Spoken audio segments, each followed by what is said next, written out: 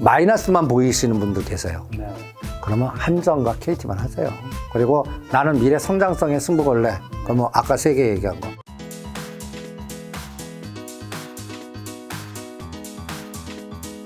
과거에 대우증권 근무 시절에 급등한 증권주로 57억 큰 수익 얻은 후 이제 깡통을 차셨다고 제가 알고 있는데, 일단은 그때 증권주로 어떻게 돈을 버셨는지랑 깡통을 찬 이유는 뭘까요? 그러니까 그건 초심자의 행운을 내가 똑똑한 줄 알았는데 네. 시대가 만들어준 거지 뭐. 어떤 주식 사셨던 건가요? 태워줄까? 대우증권. 800원. 그걸 54,000원에 팔았으니까.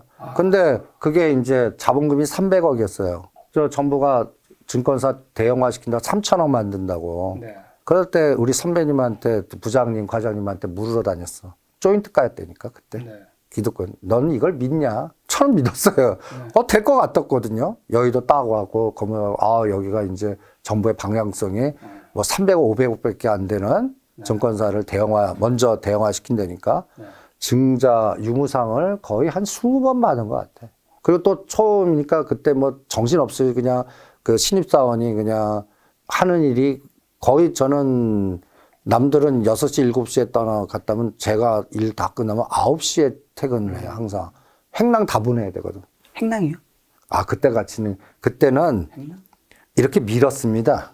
뭘 밀어요? 밀대요? 밀 때, 이 데일리나 인쇄 이렇게 해서 컴퓨터도 없었고, 네. 인쇄 이렇게 타자기를 딱 찍으면 네. 제가 하는 일이 투자 분석부에 이제 지금 지점에다가 투자 전략서나 보고서를 데일리를 보내야 돼요. 그럼 제가 그 일이에요. 그럼 어떻게 해요? 여직원 탁자면 이걸 밀어요. 네. 그럼 밀어갖고 이 코치기들 끼죠. 그 행랑해 놓고 다 뿌려. 그러면서 선배님들 그 기업 탐방 갔다 오거나 하는 것들을 정리 또 하면 또 자료 뭐 이런 그런 것들을 한 3년 시키시더라고. 네. 그리고 또 그때는 수작업으로 그래프 그리게. 그 도표 점내갖고 종가 기준으로. 그러니까 노가다가 어마무시해요. 사람도 많이 안 뽑는데, 그걸 다 하게 한다고. 네. 그러니까 퇴근 시간 늦지. 그러면 노상 볼 거 아니에요. 그래갖고 근데 그때 보고서가 자본 자유화 과정에서 대형화를 선척시킨대요. 그래서 난 될 것 같아요. 그래갖고 선배님 뭐 다 물어봤죠. 된다는 사람 아무도 없어. 근데 될 것 같으면 계산해 본 거지. 800원인데 한 3,000원에서 5,000원은 갈 것 같다. 그래갖고 장인어른하고 아버님을 설득. 그래서 5,000원. 그리고 정신없이 딱 해서 3년 지나니까 54,000원까지 간 거예요. 그리고 물량이 딱 파니까 그게 그 돈이 된 거예요. 아니, 저는 제일 궁금한 거는 54,000원까지 어떻게 버티죠? 막 2만 원대, 막 3만 원대만 돼도 이게 뭐 수십 배니까. 뭘 몰랐으니까. 뭘 몰랐어요. 그리고 3년은 가보자 했어, 내가. 네. 처음. 그리고 그때는 이 돈 갖고 뭘 하리. 그리고 또 정신없이 일이 빠져갖고, 그러니까 트레이딩 감각이 기초적으로 없었죠. 내가 만약에 그때 대리급이나 과장급이면 수당 이거 스트레스 받아갖고 매매를 할 수밖에 없었을 거야, 증권 매매. 근데 그냥 주로 하는 일이 기업 분석, 그 다음에 자료 모집, 그리고 그거에 대한 노가다, 그 뺑뺑이를 3년 딱 쓰니까 언제 팔았냐? 대리 승진할 때 다. 그래갖고 처음에는 그 청담동 지점으로 내보내더라고요.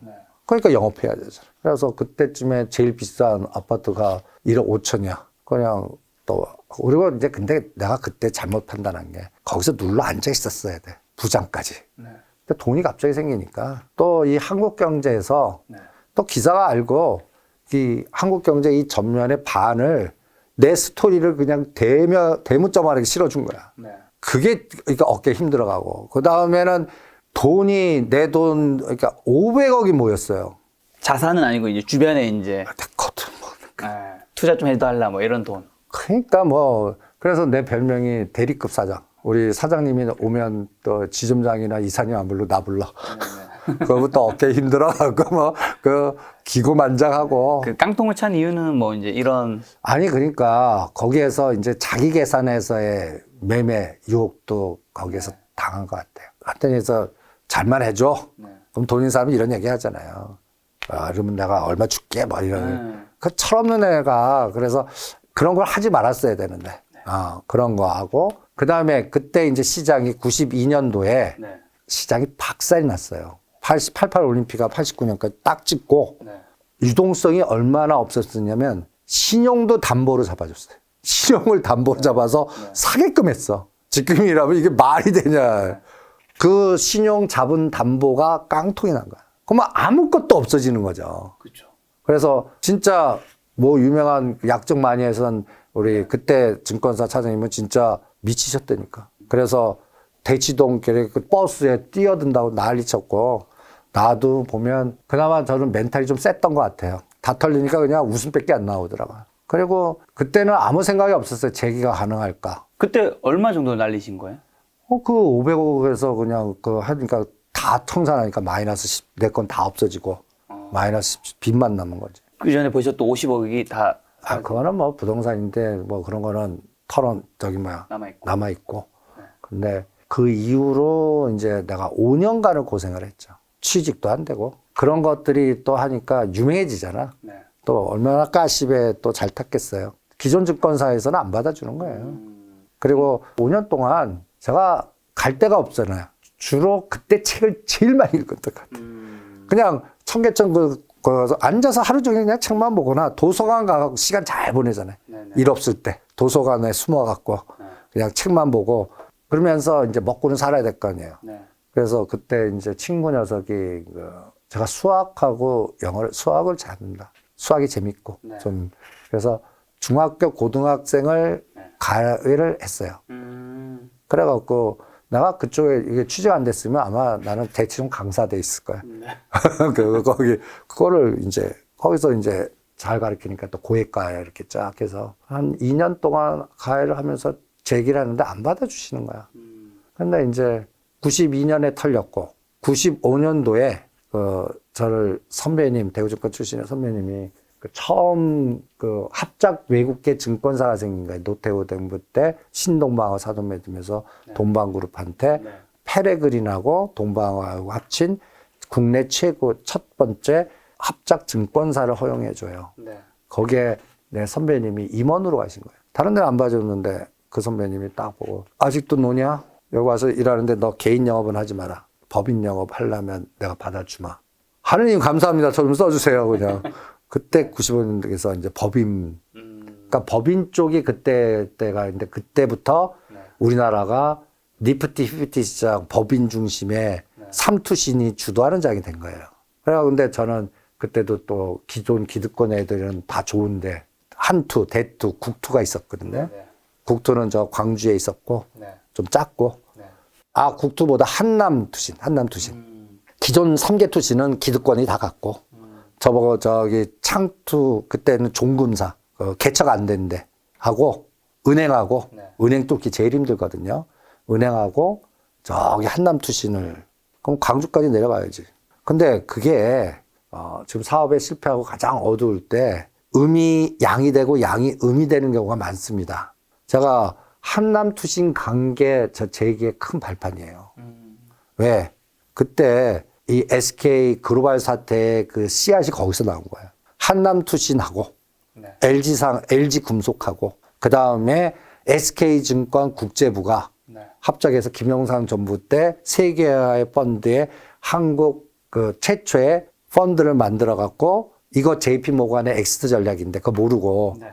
태국에 가서 이제 말레이시아 채권과 태국 바트와 결제에 이걸 샀는데 그게 폭삭 망한 거야. 이게 이제 프라임 브로커가 예를 들어서 300억이 조성됐어요. 네. 거기에 이제 따르면 거의 8천억, 9천억을 빌려준 거야. 그래서 조 단위로 만들어 갖고 내가 팔 수 있는 걸 빠져나온 걸 우리가 받아준 거야. 근데 그때 이제 IMF가 터져버린 거죠. 동남아 터져. 그래서 그때 그걸로 해갖고 거기가 1조 거의 8천억 털렸을 거야. SK. 그래서 SK 글로벌 사태 분식회계 막 해서 감옥도 가 그 씨앗이거든요. 근데 제가 그때 한남투신 가면서 그 오파를 나한테 다 받은 거야, 내가. 그래서 그 성과급이 그때 한 달에 어떨 때 제일 많이 받을 때는 뭐 2천만 원, 3천만 원도 받고 막. 그때 이제 제가 그때 이제 1세대가 된 거죠. 그 법에. 거기서 사람들도 알고 또 그때는 이제 그런 펀드 매니저 이렇게 하면 그 유명한 펀드 매니저는 이거 방송은 되나? 별명들이 있었어요. 네네네. 뭐 피스톨박이니 라이플정이니 어떤 사람은 지네들이 룸사롱도 만들어. 왜? 사람들 모이게 하는 거야. 아. 그래서 작전회의 거기서 하고. 네네. 그래서 뭐, 왜냐면 그때는 크로스 체크가 안 돼서 차과장급이 결재권이 있는 거예요. 그래서 한 회사 만든 예탁 자산을 본인이 집행하고 본인이 관리해요. 그래서 한 사람이 100만 주도 못 판다고 30만 주도 못 판다고 막 이래. 그거를 한 사람이 몰아줘봐. 이게 이제 그러니까 얼마나 충성을 하겠어요. 그런 그 도제 시스템 같이 돼버리는 거예요. 네. 그때. 그게 1세대의 시작입니다. 이 바닥에. 그러면 거기서 노하면 이제 내 새끼를 어디다 박는 게 제일 중요하겠죠. 그래서 어느 자산, 어느 펀드에 내 새끼들 박아놓는 이런 것들이 이제 5개 물줄기가 있어요. 그러니까 월요회의. 우리도 월요일 만난다 해서 월요. 네. 화요일 만나면 화요팀. 수요. 아직도 그 명맥이 있습니다. 네네. 거기에서 이제 이 뿌리들이 나오는 거예요. 그래서 지금 한 7, 8세대까지 내려갔고, 네네. 그 다음에 지금 거의 7, 8세대가 자산운용사 대표들도 많아요. 그럼 그때 이제 큰 돈도 벌어보시고 그 이후에 잃어보시고 또 그 이후엔 당연히 번 시기도 있으셨던 거겠죠? 아니, 그래서 그 법인 하면서 그 이상을 더 벌었죠. 재기를 하면서. 이제 그 다음에는 법인 쪽의 구조를 알아서 네. 개인 영업보다는 법인과 그 다음에 펀드 이런 쪽의 그 에너지들 네. 그런 쪽들이 우리나라에는 이쪽 그 기업 사냥꾼 비슷하게 유명한 애들이 한 300명 정도 있어요. 그런 과정을 통해 좀 깨달은 뭐 돈 버는 법칙은 뭘까요? 운빨 깃발. 운빨 깃발이요? 첫 번째. 네. 그거 운빨 깃발을 잘 타야 되고. 두 번째는 여기서 운과 기는 조금 다른 거겠죠? 그쵸. 기운이라면 기운을 말한 건가요? 그쵸. 기운이니까 노력. 에너지. 그리고 긍정적 마인드. 좌절하지 않고. 네네. 언젠가는 내 때가 온다. 운이 근데 먼저 앞에 있다는 거는 운이 더 중요하다는 뜻인 건가요? 예, 나는 이 돈에 있을 때는 네네. 나는 암만 기운이 좋다고 그래도 네네. 안 될 때는 안 되는 것 같아. 장이 받쳐줘야 되는. 아니, 그리고 그 되는 기운을 찾아내야 되는 것 같아. 항상 있어요. 장애 지수 이렇게 뭐 등락이라도 되는 이 에너지가 있어. 어느 라인, 어느 섹터, 어느 흐름. 그거를 볼 수 있는 기운과 에너지를 잡아내는 게 제일 중요한 것 같고. 네. 머니게임 시장에서는. 네. 두 번째는 저는 담금질이라고 표현하는데, 그 다음에는 이제 엉덩이의 힘, 촐락거리지 않고, 네. 목표 단가 올 때까지 끌고 가는 에너지. 저는 이제 10년 내공은 된 것 같아요. 그러니까 편하게 10년은 가요, 이제는. 신경 안 쓰고. 한 주씩 사면. 예. 근데 그 전에는 그거 훈련하는데 6개월만 가도 뒤집어지는 거예요. 아, 답답하죠. 그래서 시행착오도 얼마나 많았겠어요. 네.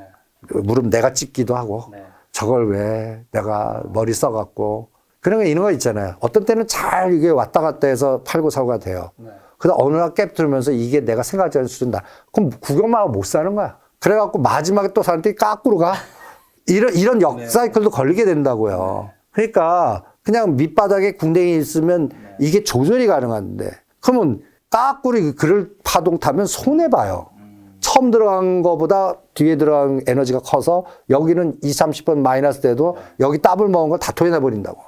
그런 것들을 여러 번 겪어가면서 시행착오 겪어가면서 그래서 아까 얘기한 기운이 아까 10년을 좌우한 빅데이터 찾는 훈련 그걸 찾았다면 엉덩이 힘으로 가자. 주식시장에 정답이나 비법은 없으면 오직 기본이 있다라는 멘트 하셨던데 그거예요. 여기서 기본이 이제 당금질과 운빨 깃발과 뭐 이런 것들. 그러니까 네. 우리가 절대기법입니다. 내가 개뿔이라고 그래요. 내가 절대기법 해봤더니 나도 절대기법 한 10개 만들 수 있어. 만들 수 있어요. 그리고 30%는 귀신같이 맞아. 근데 문제는 뭐예요? 안 맞는 거에 내가 마이너스가 되거나 엮이거든요. 그러니까 절대기법 찾지 마시고 간단히 예를 들어서 시간이 여행하다 보면 제가 경험치를 얘기할게요. 처음에는 뭐라 그럴까 군뱅이같이 진짜 지겨워요. 근데 어느 1개월이나 3개월에 1년이나 2년 고생한 걸 1개월이나 2개월에 각도가 어마무시하게 급격하게 해주는 그 때가 있어요. 그거 놓치면 안 돼. 최근에 이제 유바이로시스 갖고도 7,000원에서 예를 들어서 난 3만 원 거기서 6, 7만 확 가는 그것도 한 달 만에 가버려요. 그런 에너지가 있을 때가 있어요. 어떤 조합이 붙었거나 뭐 적대적 M&A가 그런 거 놓치면 이게 안 되니까 그거는 궁뎅이 힘밖에 없어요. 예측하지 말고 그냥 이 수직 각도 할 때는 우리가 예단을 하거든요. 이 정도면 끝났어. 그러면 30% 그냥 팔아봐요. 근데도 더 치고 나면 그럼 나머지 70%를 지킬 수가 있잖아요. 그래서 점에 답할 생각하지 마시고 이 수지, 그러니까 그래서 나는 각도는 3번 바뀌는 것 같아. 큰 게임은 25도 각도 에너지가 줬다가 45도 막판은 이 수직 각도예요. 거의 60도 각도로 가는 이 60도 각도를 놓치면 이 밑에서 가는 게 2-3배 먹은 걸 이 60도 각도가 순간적 일주일이나 한 달 만에 이 먹은 거에 몇 배를 더 줘요. 그거 놓칠 때가 제일 그걸 안 놓치려면 이제 엉덩이 힘이 필요하다. 예. 자, 우리가 같은 종목 뭐 투자해도 사실 뭐 삼성전자 투자해도 돈을 번 분도 있고 이런 분도 있잖아요. 같은 종목 투자해도 왜 이렇게 좀 나뉠까요? 그것도 엉덩이의 힘이고 자금의 계획이고 네. 그다음에 진입 시점에 또 오차고 그러니까 일단 주가는 싸게 사야 되는 것 같아. 비싸게 사서 비싸게 나보다 더 호구인 비싸게 판다 말만 사지 내가 호구되는 경우가 많더라고.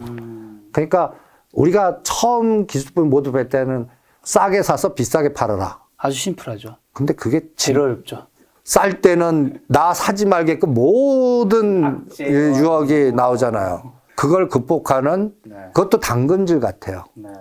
그래서 저는 종목을 건다 역발상 전략가로 대응을 합니다. 그러니까 한전 기술도 안 된다고 그러고 할 때 2만 원대, KT도 2만 원대 그런 것들을 선택해서 목표 단가 올 때까지 공댕이의 힘. 아주 심플해요. 그러면서 평상시는 주식시장하고 좀 멀어져라. 매일 종가 이렇게 봐서 그 기업이 뭐 여러분들 기업 운영해 보시잖아. 기업이 하루에서 왔다 갔다 해서 바뀌어요. 네, 예. 1년 돼도 안 바뀐 기업도 있는데 주가만 지금 예. 그러니까 좀 멀리 떨어져 있어라.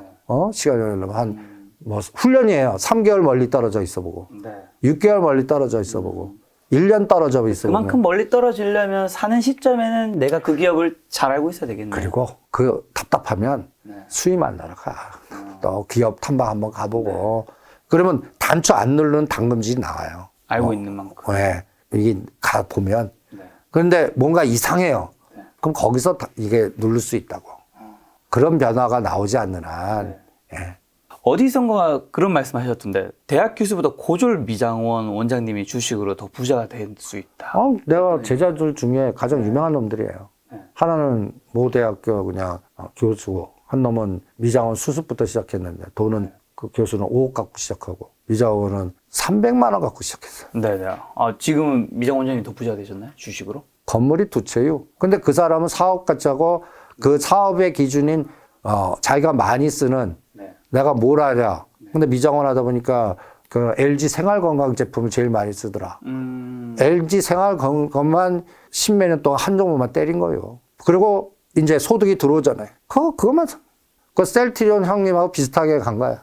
그래서 건물 2채 사시고 우리 똑똑하신 우리 교수님은 요거 팔았다 저거 팔았다 들어갔다 깨졌다 먹었다 시간 딱 10년 지나 보니까 이게 뭐지 증권사만 배불러주게 되시고 그렇게 그래서 지금 내가 항상 같이 3명 식사를 하는데 지도 알아요. 요새 조금 바뀌었어요. 그래도 그 틀 어디서 안 벗어나요. 아까 초반에 말씀해 주신 거 연결되는 것 같은데 사업가 기질이라든가 벤처 투자자 성향을 가진 분들이 이제 주식으로 부자가 될 확률이 높다 했는데 왜 그런 걸까요? 그게 머니게임 속성이 있어서 그래요. 그러니까 돈 냄새를 맡는 기업, 사업가 기질이 돈 냄새를 맡아야 되는 것 같아.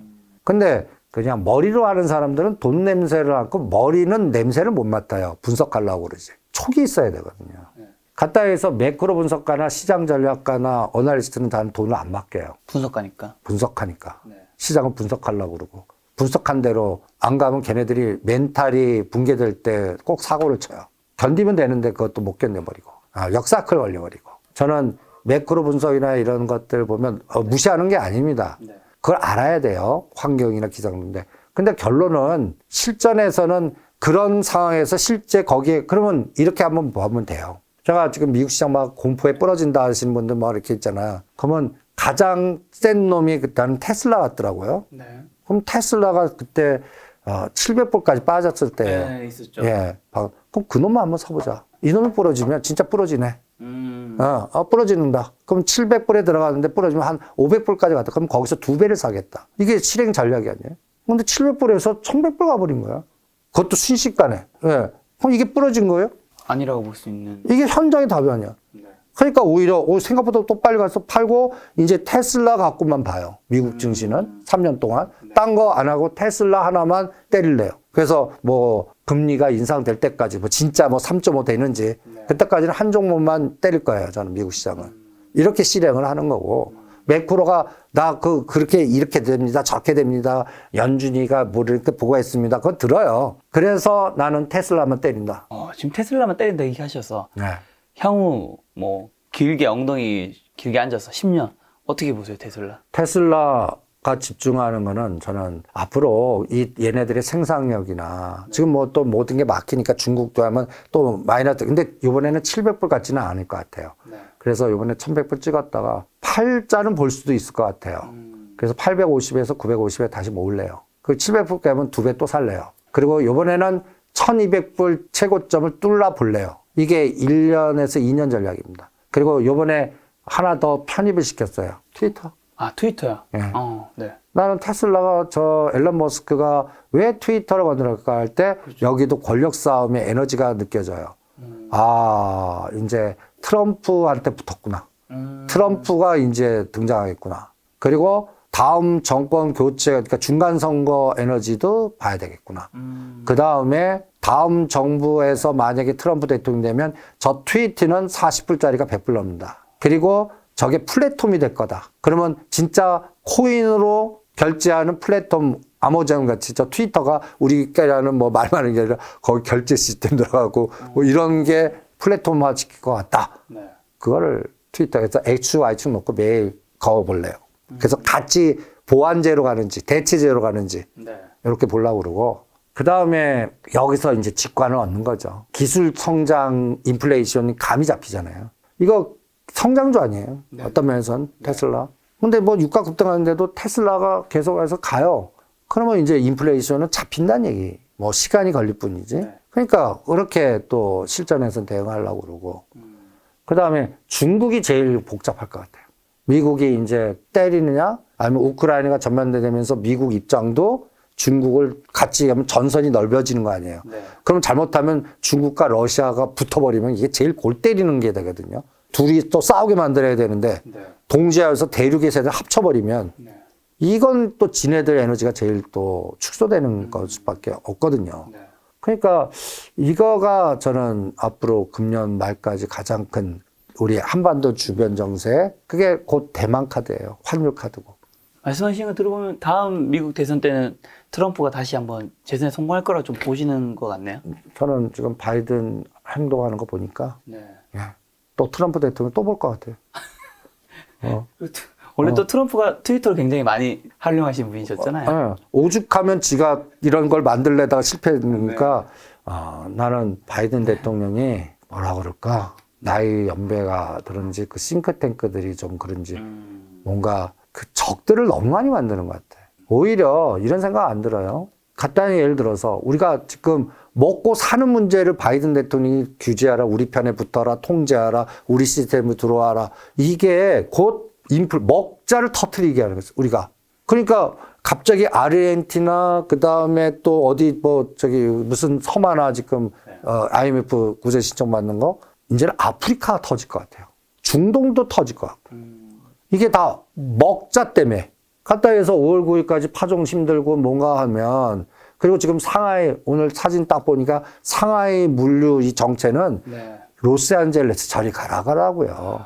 거의 봉쇄 정치. 네. 그러면 이게 또 인플레이션 건드리면 우리한테는 치명적이거든요. 갈까 안 가고. 들어오는 데 비용 높아지고. 그러면 이게 곧 우리나라 수출 주력주들 망가뜨리는 거고. 네.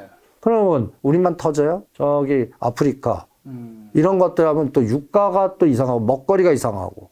이러면 참 우리나라 국제 수지 뻔할 거고. 그럼 이게 쉽지가 않다고요.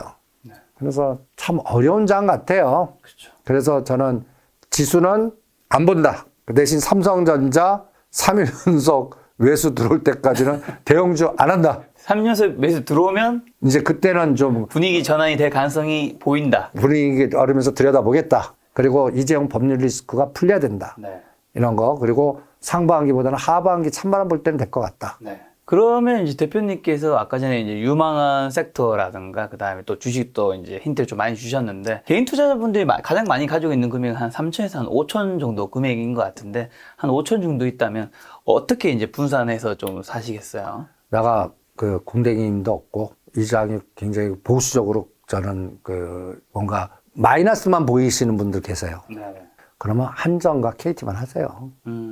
그리고 나는 미래 성장성의 승부 걸래. 그러면 아까 세 개 얘기한 거 차바이오텍, 네. 현대오토, 에버 네. 뭐 이런 쪽 라인들에서 세 개 딱 선정해 갖고 네. 3등분 딱 해갖고 3년간 주무세요. 해놓고 그런 전략으로 권해드리고 싶어요. 그럼 만약에 지금 뒤에 거는 한 5종목 정도 되는 걸까요? 아직 그것도 세 개. 그것도 3개만 그 중에서. 그냥 저는 10억 미만은 3개에서 4개. 그리고 한 종목 증가하는 거는 내가 갖고 있는 총재 자산의 30% 이상을 벌었을 때. 벌었어요. 한 종목 추가. 한 종목 추가. 1억이면 3천에서 5천 벌었을 때, 10억이면 3억 5 벌었을 때, 한 종목 추가. 그렇게 가시는 게, 그게 자산을 키우는 눈덩어리 굴리는 거지. 그 돈 벌었다고 또 종목이 또 10개가, 제가 10억 이만 되면 10개 이상 하지 마세요. 근데 어떻게 보면 또 돈이 많으신 분들은 좀 더 많이 분산 투자를 하는 거는 어떻게 보면 이 자기가 가진 자산에 따라서 분산 투자를 하느냐 집중 투자하느냐 이게 좀 나뉘는 걸까요? 100억도 마찬가지예요. 1000억도 마찬가지고. 제가 100억 이상 하는데 딱 3개 사줘요. 그러면 다시 분산은 다른 자산이에요. 나는 부동산이든 나는 오히려 다른 비트코인 해줘요. 비트코인. 그 다음에 채권 투자를 해줘요. 네. 채권. 그리고 이제 그때 이제 실물 자산을 투자하시는 분도 계세요. ETF 뭐, 이런 걸, 금 관련된 것들이라든지 뭐. 근데 저는 그 실물 자산의 ETF는 잘 권하지 않아요. 분산 투자라기보다는 어떻게 보면 자산의 처음부터 배분을 좀 다른 쪽으로 다른 쪽으로 하죠. 네, 해놓고 주식에서는 한 3개 정도. 예, 3개에서 5개 정도 갖고 내 인생의 종목 그 중에서 3개만 터져라. 그리고 눈덩어리 3번만 굴려라. 굴리라는 게 어떤 개념이냐면 더블해서 굴리지 마시고요. 한 3배 정도 됐을 때 한 번 굴렸다. 10,000원이 30,000원 이상에서 50,000원 한 번 굴리고 그때까지 안 굴린 걸로 엎어요.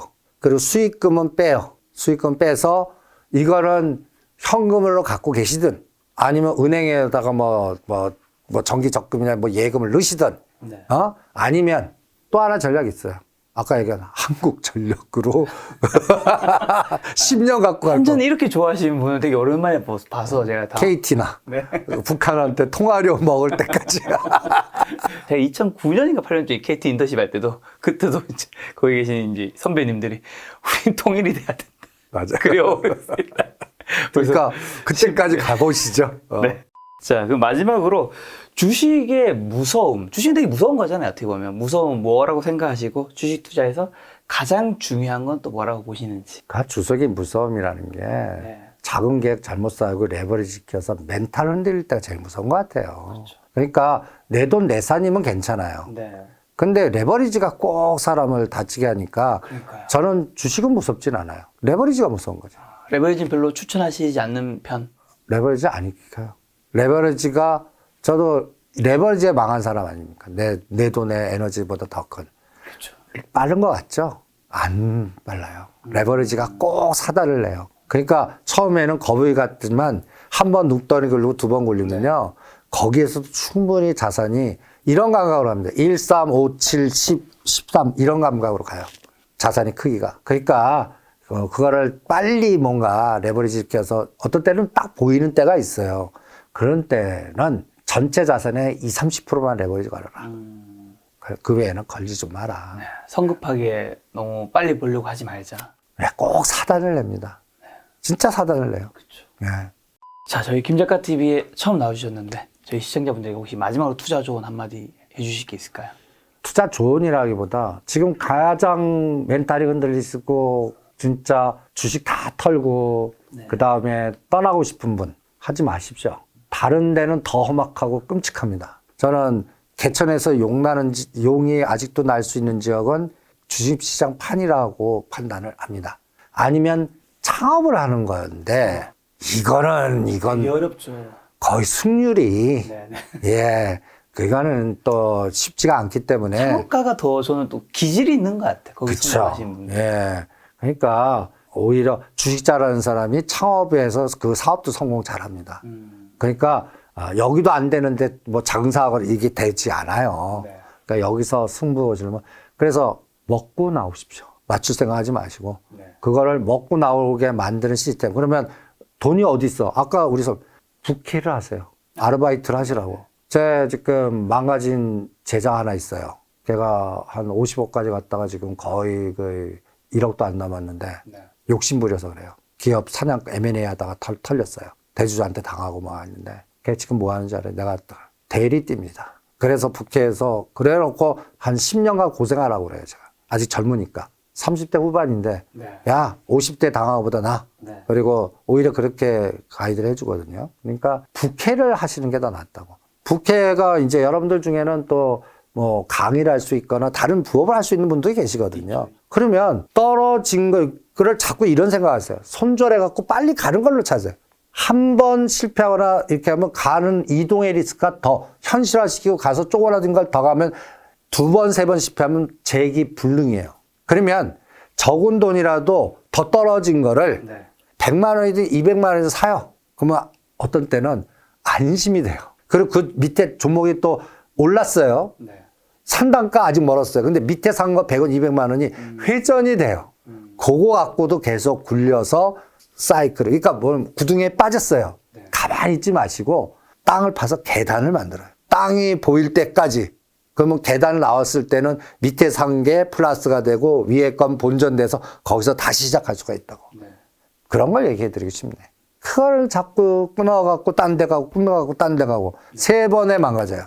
그리고 지금장 이동 리스크 확률이 실패 확률 70%예요. 전문가도 실패해요. 종목 못 찾아낸다고. 시장이 이렇게 거래되면 낮고 이거. 그러니까 이동 리스크가 더 위험한 장이라고. 그냥 평가 손으로 냅둬요.